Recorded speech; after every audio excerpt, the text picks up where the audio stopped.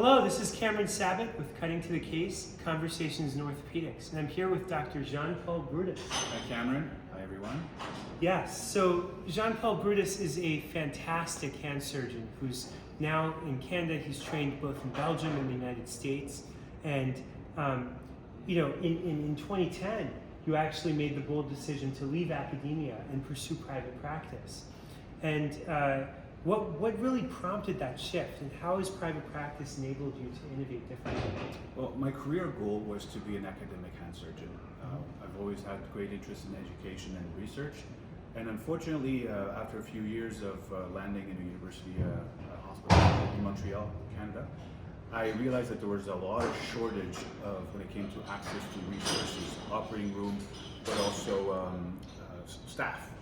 And also, I was hired by University of Montreal to do minimally invasive hand surgery, and I found myself having a really tough time to get access to what I needed.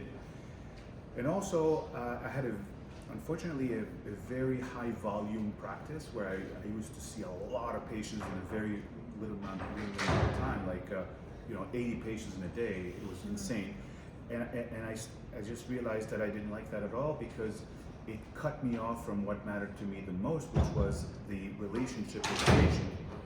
And so basically it was for that reason that I left, because I wanted to have a lower volume practice with the ability of being closer and building a collection and a relationship with my patients, and have access to whatever technology I wanted.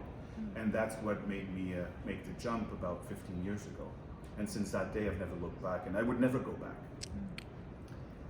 Of course, and it's clear that you put a lot of work into both your patients interpersonally as well as through innovation. Your work has helped define and popularize the WALANT technique for open bone and ligament wrist surgery. What are the most transformative impacts you've seen from this approach in your own patients? Well, what I love about wide awake local anesthesia and a tourniquet WALANT is basically local anesthesia without a tourniquet, no sedation, no IV, no vital sign monitoring. We're basically simplifying the surgical experience and also restoring autonomy to the patient. So the patient can participate in the surgery because they can move when you want them to, but also because they're not sedated, they're not drugged, and so you can talk to them, they can talk to you, and the surgery becomes a collaborative experience, which is a lot more fun for the patient, but also for the surgeon. And because of the progress that we've made with WALANT over the last, I want to say 20 years, there's almost nothing you can't do under WALANT now. I do, like you mentioned, open wrist surgery, like a scapholunate reconstruction with a tendon graft and all that stuff, wide awake, no tourniquet, no sedation, none of it, zero. I do 100% of my hand surgery practice under WALANT. Earlier today I had a Russian hand surgeon who came to see me, and he said, I do replant surgery under WALANT. So, we used to think, we would limit our practice to what we can do under local anesthesia, but today you can do an ulnar shortening under WALANT. You can do everything under WALANT. So I think it changes the definition of what a surgical experience is. I think it's a complete new paradigm. It's brand new, and it's fun. And I think it's fun for patients, but it's fun for the surgeon, because you're pushing the envelope. You're doing a lot more things, and you're relying on less on waiting for anesthesia that sometimes doesn't work. Blocks don't always work. WALANT always works, and patients love it. So, and it's also cheaper. Yes. So everybody wins. Yeah, absolutely. And you've really pursued these patient-focused approaches. As someone who's published across both clinical innovation and patient experience research, how do you balance technical mastery with this human side of surgical care? I think technology is a tool that we should use to serve the people we treat. And I like to say we treat people, not patients. Yes, a patient means somebody who's suffering, that's what it means. But it's also a sort of a word that cuts off the human behind the word. So I don't like the word patient that much. I like to treat Cameron. And so I need to have a relationship with Cameron to treat him the best I can, and I need to know him in order to treat him better. But I also use technology to do that better. So I think it's really a focus on technology, not for the sake of technology, but as a tool to better the experience that I'm going to have with Cameron. Yeah. So that's how I view it. So it's one and the same, basically. Yeah, certainly, and you know, this is very inspiring coming from someone who's interested in orthopedics myself as a third-year medical student.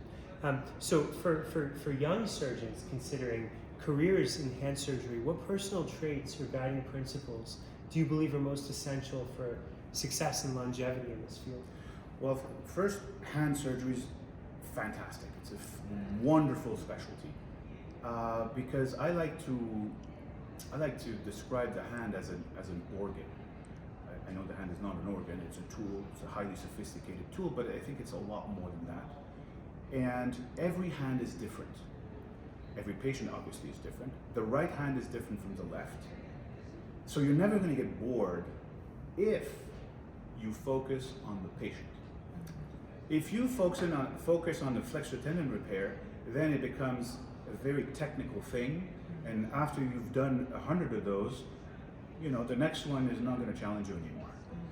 But the patient being different every single time, and if you're taking care of them under wide awake circumstances, and you're interacting with them as you're doing what you need to be doing, that's a new universe you just created. And you're never going to be bored a day in your life if you do it that way. The second thing is, if you can free yourself by using WALANT, but also by doing hand surgery versus heart surgery, free yourself from big structures like hospitals, and even in surgical centers in some cases, because you really don't need a jumbo jet to fly over short distance. And a hospital is a jumbo jet. That's why it's completely inefficient, ineffective, and extremely expensive. You want a hospital when you have open heart surgery, but you don't need a hospital for hand surgery. And so if you can take the hand outside of these huge organizations that are completely ineffective, not only are you more free, you have a lot more control over your practice, but you're going to have a lot more fun too. And I think in a time where the burnout rates are 50% in healthcare across the pond, actually Europe and North America, it's almost universal. I think that comes from not working too hard, because honestly, doctors are the most resilient people I know. You will not, you know that, you will not survive medical school if you're not resilient. You will not survive residency if you're not resilient. You don't need more resiliency training. You need connection. And connecting with the patient, the person that you're treating, is going to be the best source of refueling for you. Because I think burned out doctors don't run out of energy, they just don't replenish in what keeps them going, which is you want to see the difference that you're making in the life of that person. And if Cameron is too drugged up to tell you, then it becomes a piece of meat on the bed. And how do you connect with a piece of meat that's dead? So hand surgery is the bomb. WALANT is fantastic, and get out of the big, large institutions so that you regain your independence, your freedom, and you can do a better job at helping your patients. Yeah, no, I appreciate it, and your passion clearly shines through for this field, and it's inspiring me, and I'm sure the hundreds of people who will be watching this as well. Thank you very much for joining us. It's my pleasure, so congratulations on your work, keep going, yes, and keep the passion alive. Absolutely, will do. Thank you very much. Thank you very much.